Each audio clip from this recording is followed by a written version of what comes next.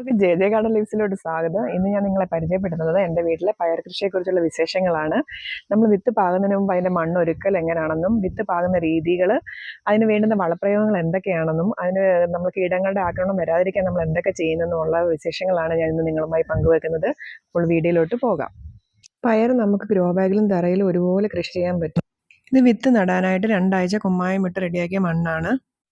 മെയിനായിട്ട് നല്ലിനം വിത്തുകൾ വേണം നമ്മൾ തിരഞ്ഞെടുക്കാനായിട്ട്. ഇത് ദീപിക എന്ന ഇനത്തിൽപ്പെട്ട വിത്താണ്. ഇത് നമ്മൾ വിത്ത് നടാൻ വേണ്ടിയിട്ട് 2 ആഴ്ച കുമ്മായം ഇട്ട് പണ പോലെ കോരിയേക്കാം. നമ്മൾ തറയിൽ നടുമ്പോൾ വെള്ളം ചുവട്ടിൽ കെട്ടിക്കിടക്കാതിരിക്കാൻ വേണ്ടിയിട്ട് പണ പോലെ ചെറിയ പണകളായിട്ടാണ് നമ്മളിത് കോരിയിട്ടേക്കുന്നത്. അതിലോട്ട് ഞാനിപ്പോൾ ചാണകപ്പൊടി, എല്ലുപൊടി, വേപ്പൻ പിണ്ണാക്ക് എന്നിവ മിക്സ് ചെയ്തിട്ടുണ്ട്. ഇതിൻ്റെ നമ്മൾ മെയിനായിട്ട് ശ്രദ്ധിക്കേണ്ട, സാധാരണ എല്ലാവരും ഇത് വെള്ളത്തിലിട്ട് കുതിർത്ത് കിളിപ്പിച്ച് നടാറുണ്ട്. ഞാൻ ഡയറക്റ്റ് ഇത് മണ്ണിലോട്ടാണ് നടുന്നത്.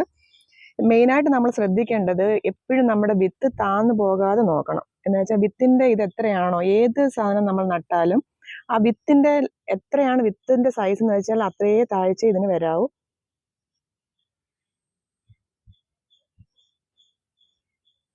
ഞാനിപ്പോൾ ഒരു ചുവട്ടിൽ 3 എണ്ണം വീതമാണ് നടുന്നത്. ഇത് ദീപിക എന്ന ഇനത്തിൽപ്പെട്ട പയറാണ്. ഇതൊരു 3 പ്രായമാകുമ്പോഴത്തേക്ക് നമുക്ക് വീട്ടിലുള്ള ജൈവവളങ്ങളും ജൈവ സളറുകളും ഒക്കെ ഇതിന് കൊടുക്കുവാനായി സാധിക്കും.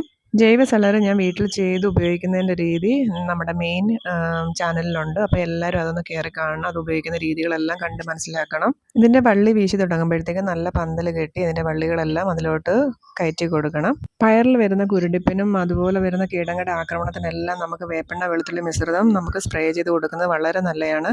നല്ല സൂര്യപ്രകാശം ഉള്ളിടത്ത് വേണം എപ്പോഴും നമ്മൾ പയറിൻ്റെ കൃഷികൾ ചെയ്യാനായിട്ട്.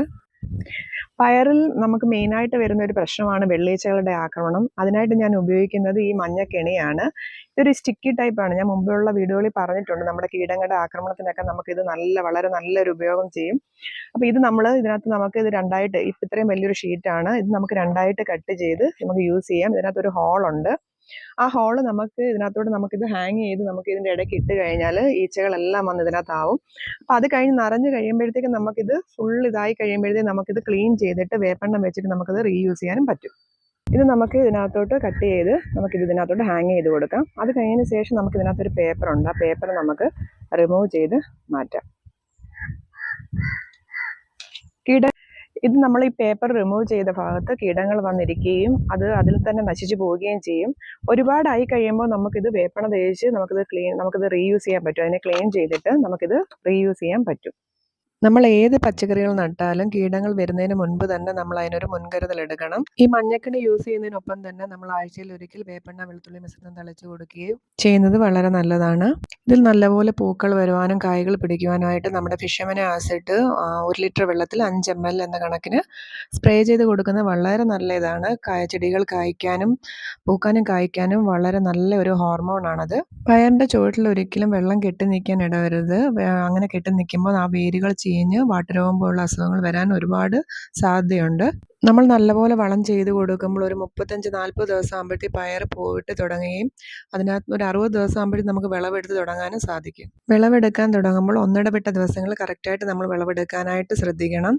ഇതിൻ്റെ വിളവ് നമുക്കൊരു 120 ദിവസത്തോളം നമുക്ക് ലഭിക്കുകയും ചെയ്യും. നമ്മൾ കൊടുക്കുന്ന വളങ്ങൾ നമ്മൾ അതിനെ കെയർ ചെയ്യുന്ന പോലെ ഇരിക്കും നമുക്ക് അതിൽ നിന്നുള്ള വിളവ് ലഭിക്കുന്നത്. അതുപോലെ തന്നെ നമുക്ക് അടുത്തതായിട്ട് പാകി മുളപ്പിക്കാനുള്ള വിത്തുകളും നമുക്ക് ഇതിനകത്ത് നിന്ന് എടുക്കാൻ സാധിക്കും. അതിനായിട്ട് നമ്മൾ ആദ്യത്തെയും അവസാനത്തെയും കായ്കൾ വിത്താനായിട്ട് നമ്മൾ ഉപയോഗിക്കരുത്. അതിൻ്റെ ഇടയ്ക്കുന്ന് എടുക്കുന്ന സമയത്ത് നമ്മൾ എടുക്കുന്ന വിത്തുകൾ വേണം നമുക്ക് അടുത്ത ഒരു നടീലിനായിട്ട് നമ്മൾ ഉപയോഗിക്കേണ്ടത്. മെയിനായിട്ട് ഇത്രയും കാര്യങ്ങൾ ശ്രദ്ധിച്ചു കഴിഞ്ഞാൽ നമുക്ക് നല്ലപോലെ പയറിൽ നിന്ന് വിളവ് ലഭിക്കുകയും ചെയ്യും. ഈ പറഞ്ഞ കാര്യങ്ങളെല്ലാം ഞാനിവിടെ സ്വന്തമായിട്ട് ഉപയോഗിച്ച് നോക്കി അതിൽ നിന്ന് നല്ല വിളവ് എനിക്ക് ലഭിച്ചിട്ടുള്ളതുമാണ്.